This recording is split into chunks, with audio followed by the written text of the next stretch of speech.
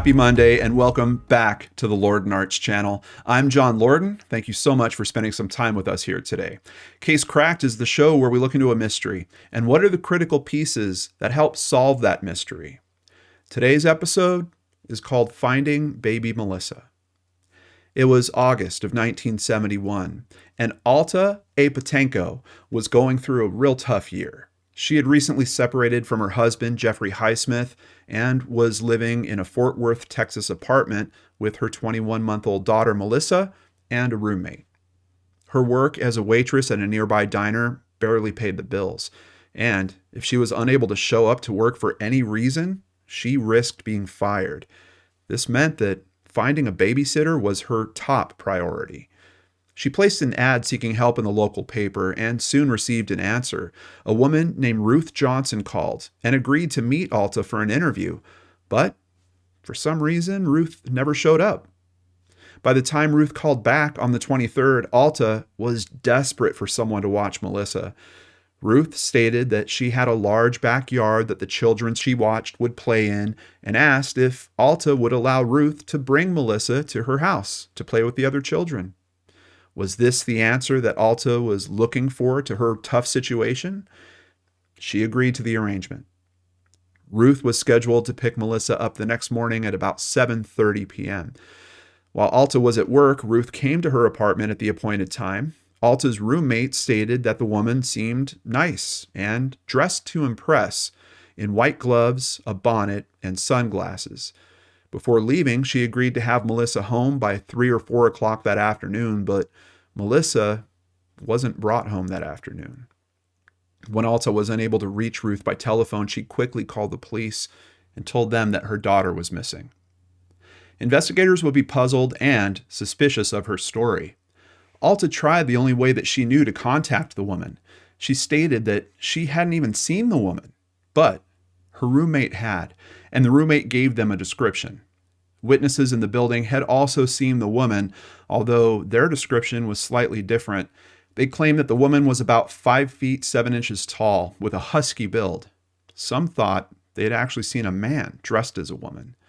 With a troubling story to comprehend, some police officers thought and even accused Alta of killing her own daughter and then hiding the crime. But thankfully, despite those suspicions, flyers were drawn up detailing Melissa's disappearance and handed out. Newspapers ran the story of the abduction along with an open letter from Alta begging for her daughter's return. Radio stations and television channels would carry the story. Unfortunately, Alta and her family would face years of searches, worry, and sideways glances. Alta and Jeffrey wound up reconciling and even had more children, but they never gave up their hopes of finding Melissa. For decades, they searched on their own. They investigated every tip that came to them. If someone thought they had seen Melissa in another state, the family flew there to find her. They gave newspaper interviews and, as social media came around, were interviewed on podcasts and kept up with discussions on the Web Sleuths forum. An age-progressed photo was drawn up by NCMEC, the National Center for Missing and Exploited Children, and in September of 2022, a tip came in because of it. The caller claimed that a woman who looked like the new photo was seen in South Carolina.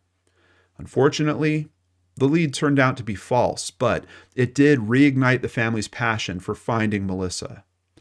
Although it's not known how they came about this decision, Jeffrey submitted his DNA to the ancestry site 23andMe to see what matches could be found. He patiently waited for results. For over 50 years, every November 6th, which was Melissa's birthday, her family met and held a vigil/birthday party for her. While singing Happy Birthday, white balloons were released to show their continued love and devotion. They did the same in 2022, but a few weeks later, Jeffrey received some interesting info from 23andMe. Their report showed that he had a granddaughter that he wasn't aware of. When Ancestry.com was checked, it showed 2 more matches. This new granddaughter shared a last name with 2 boys. They then consulted an amateur genealogist who was able to trace this new piece of a family tree. She found a marriage record pointing to someone that could potentially be Melissa, but this woman's name was Melanie Walden. The family looked at Melanie's picture on Facebook, and the family resemblance was all too apparent. Overjoyed with the thought that they might have found their long-lost daughter, Jeffrey sent her a message on Facebook Messenger. In his message, he told her that she may be the daughter who was kidnapped from their family so long ago. Understandably, Melanie was reluctant to hear him out. She told them that she thought they were trying to scam her, but that she would pray for them.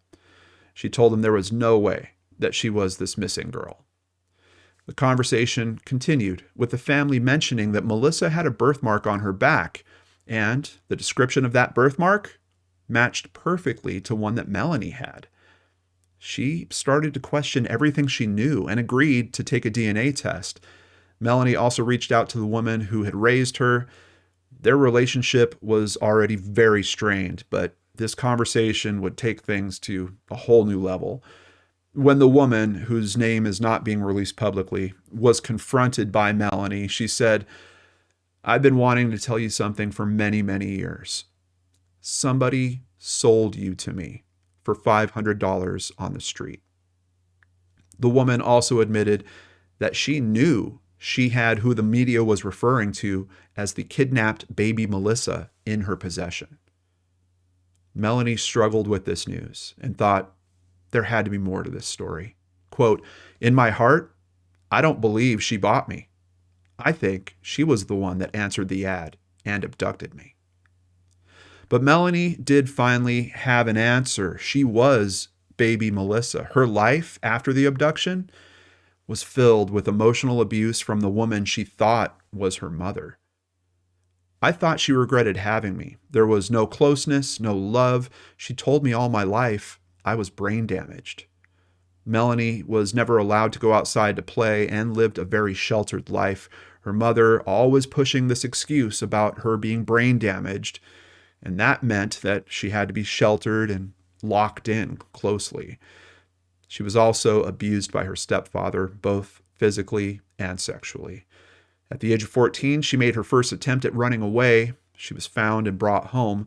The second time was a year later, and when officers came to collect her, she told them, "I'm not going back." And she never did. Melanie married her high school sweetheart, but they ended up living on the streets. To help make ends meet, she says that she did things she never wanted to do, mainly prostitution.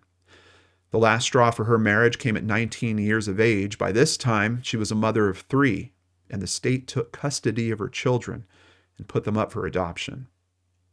She and her husband split up, and she began working at a restaurant. There she met another man she would marry. Their marriage lasted 16 years, but also ended. She says it was because of his prison stays and substance abuse problems that she was also grappling with as well. Her third marriage lasted 10 years and again ended because of substance abuse problems. Today, the 53-year-old is clean. She started her own cleaning business that's been successful for the last 2 years. She was also married again in April of 2022. She says the man, named John Brown, is the love of her life. He's been very supportive of her reunion with her birth family. Melanie, or Melissa, was grieving the fact that her family was so small, but now that she's met her biological family, she has more family than she ever thought she would.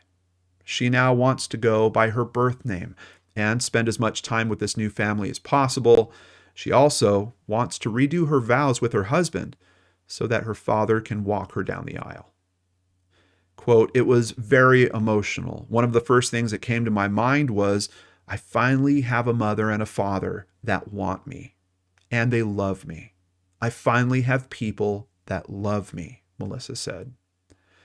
Now, the Highsmiths are waiting for the DNA test to confirm, but they said that they don't need it.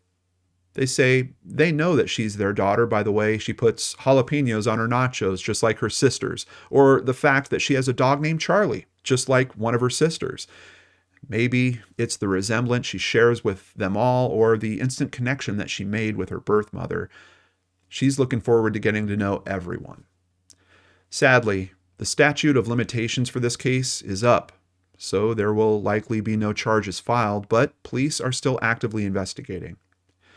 With a new husband, new business, and a new family, Melissa now feels that she has a second chance at life. Case cracked.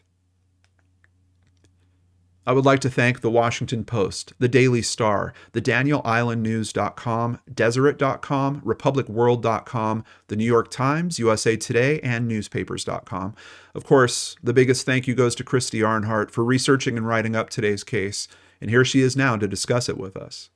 Well, Christy, this is a story that is heartbreaking, takes some really harsh turns, but thankfully, we do have kind of a happy ending. And this solve is interesting for a few reasons. First of all, a kidnapping solved after more than 50 years, and we still have the child and the parents alive. We're not having someone like piece this together with records and say, oh, we found it, but everyone's dead. Like, no, they actually get to spend time together and try to make up for that 50 years. I mean, it's really a miracle in itself. It is. It really is. You never hear about something like this happening, or you hear about the solve, but never under these circumstances. Yeah. It's pretty amazing. And I'm just thankful that they were able to solve it in, I mean, who knows, 51, well, I guess it's been 51 years. 52 years might have been too long, or 53 might have been too long. I mean, for them to just have some time to be together and to kind of know what happened. I think they've got a pretty good idea of what happened now. It's really just a question of,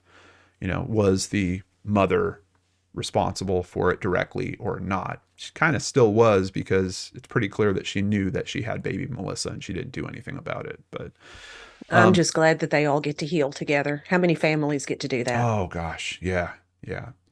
It's also very interesting to me that it was solved by the family themselves, basically. We don't have Parabon Nanolabs jumping in here. We don't have some kind of, souped up DNA genealogy expert or company.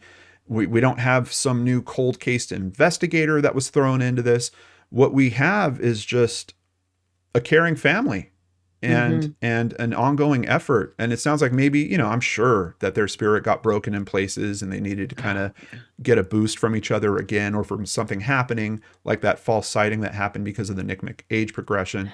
But it's really just such a good lesson for families facing situations like this to just never give up. And especially with an outcome like this, don't give up hope either. It's not just about finding the answers. Like, we have a case here where they found the person. They get to spend time with her.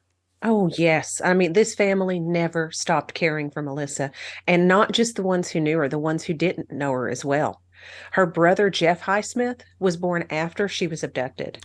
But in his adult years, he and his wife hired a private investigator to look for leads for her.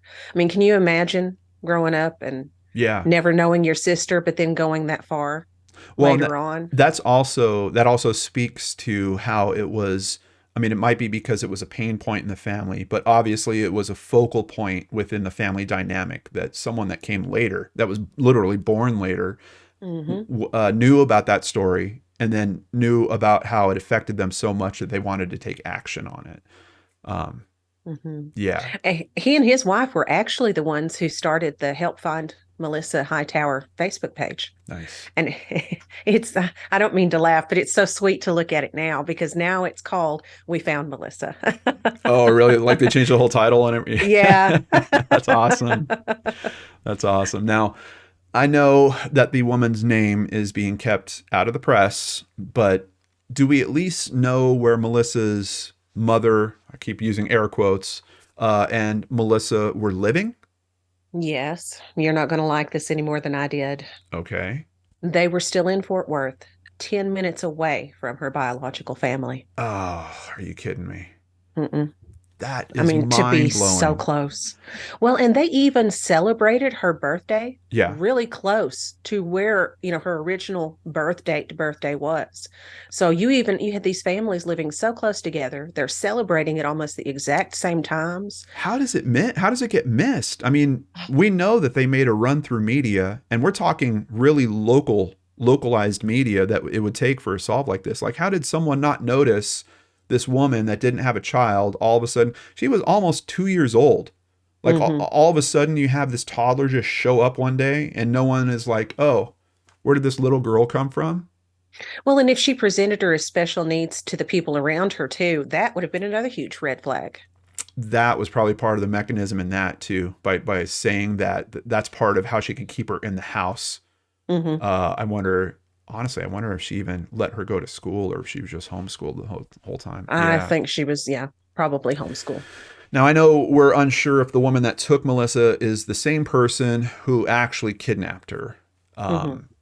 But I'm really surprised about this statute of limitations on kidnapping. And it made me think instantly, I got to look that up and see if that's a thing where I live. In Minnesota, we have no statute of limitation for a kidnapping charge.